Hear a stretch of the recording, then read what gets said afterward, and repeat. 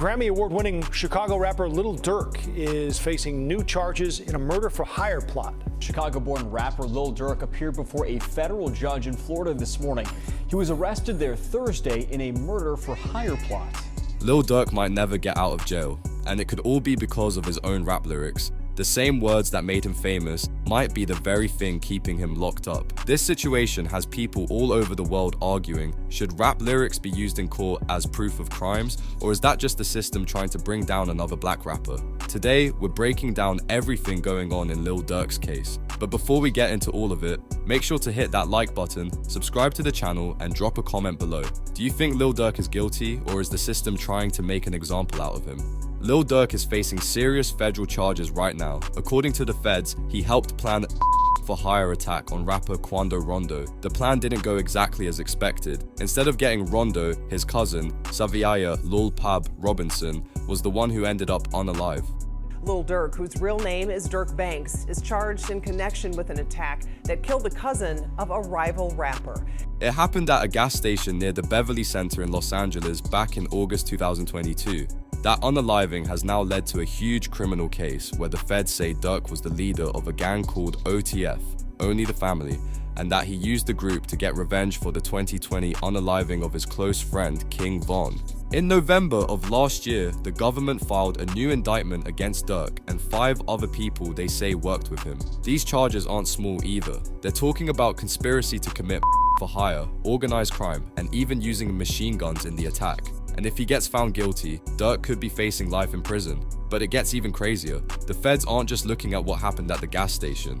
They're saying Durk's music, his lyrics, and even fan-made social media videos are all part of the puzzle showing he's guilty. One of the biggest things that's got people talking is how the prosecutors are using Lil Durk's own songs against him. They say his lyrics talk about paying bounties, using violence, and going after rivals, just like what happened in the Lul Pab unaliving. There's even an unreleased track called Scoom His that the feds got through a search warrant on someone's phone. In the song, he talks about riding through Beverly Hills with choppers, which is exactly where the shooting happened. Prosecutors say this proves he knew about and planned the attack, but Lil Durk's lawyers are fighting back, saying this is all wrong and unfair. We were concerned because that was false information. We proved it then, we've continued to prove it. The feds say it's not just about Durk's music. According to United States Attorney Bilal Esaili, Durk is being held because of what he did, not what he rapped. He said, Durk was not detained because of videos his fans created. He was detained because he is alleged to be the leader of a violent organization, because he orchestrated and funded an execution-style with machine guns at a busy gas station, and because he tried to flee the country after his co-conspirators were arrested. The feds say after his crew got locked up, Durk tried to hop on a private jet and leave the country. They claim he even booked flights to countries with no extradition treaties, basically places where the US can't go get you if you run.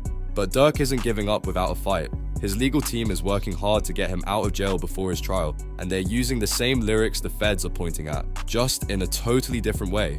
Durk's lawyers say the feds are lying or being reckless by claiming a song called Wonderful Wayne and Jackie Boy talks about the crime.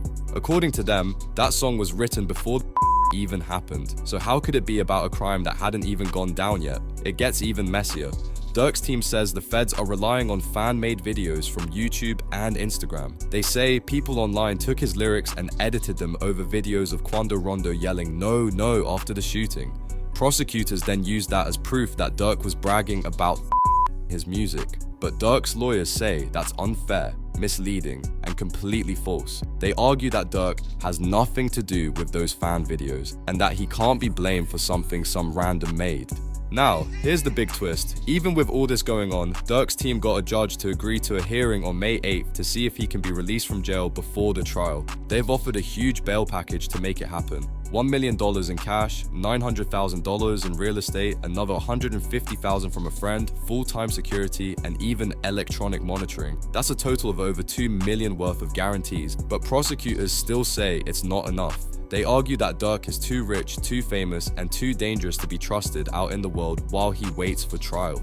While all this is going on in the criminal court, there's another battle happening in civil court. Lil Pab's mother, Andrea Laquila Robinson, is suing Lil Durk and his label OTF for wrongful.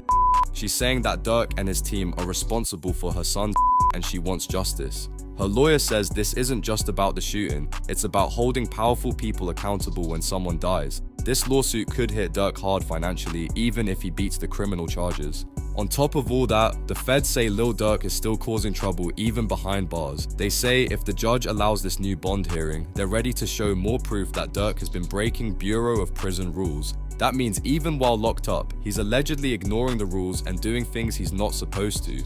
Prosecutors say this shows he can't be trusted with freedom, not even for a little while. Even though all this legal drama is going on, Durk says he's been working on himself while in jail.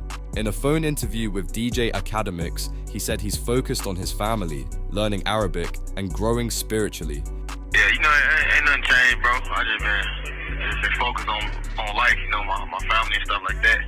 I'm trying to learn how to speak Arabic again. Wait, how you learn that? Like, how do you get to learn that? They got classes? You said, I can't hear you. Do they got classes for that? Or you just... No, it's a couple guys here that know how to speak Arabic fluently. So I'm just learning the different words and, tighten up my Arabic, just get my knowledge together for real. I ain't really on too much of nothing, bro. I don't even be thinking about the outside. Really? He says he's using this time to get his mind right and become a better person. But here's the crazy part. Durk's lyrics could actually help set him free. Even though the feds say his songs show he's guilty, his lawyers are flipping that around and saying the music proves his innocence. They say the prosecutors made a big mistake by telling the grand jury the lyrics matched the crime when the song was recorded before it ever happened. And if that's true, it could mean the whole case is built on a lie, or at least a big misunderstanding. That's why Durk's team is trying to get the charges dropped completely. This whole situation has sparked a huge debate across the country. Should rap lyrics be used in court?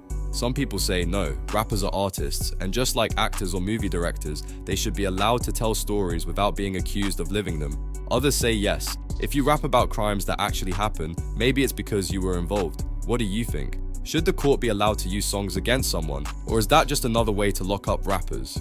Lil Durk's case is one of the most talked about legal battles in hip-hop right now. He's facing life in prison, a massive civil lawsuit, and a fight to prove he didn't order a murder. The feds say he's a dangerous leader of a gang, and they're using every tool they've got, including his own lyrics, to keep him behind bars. But his team says he's innocent, misunderstood, and being targeted because of who he is and the music he makes. As this case heads toward trial in October 2025, the world is watching. Will Durk beat the case and walk free, or will his music be the thing that locks him away forever? Let us know in the comments what you think. Should Lil Durk be released? Should lyrics be used in court? Is he being targeted or is he guilty? Don't forget to like this video, subscribe to the channel, and drop a comment. We'll be covering this case all the way up to the trial, so hit that bell so you don't miss an update. Thanks for watching, and we'll see you in the next one.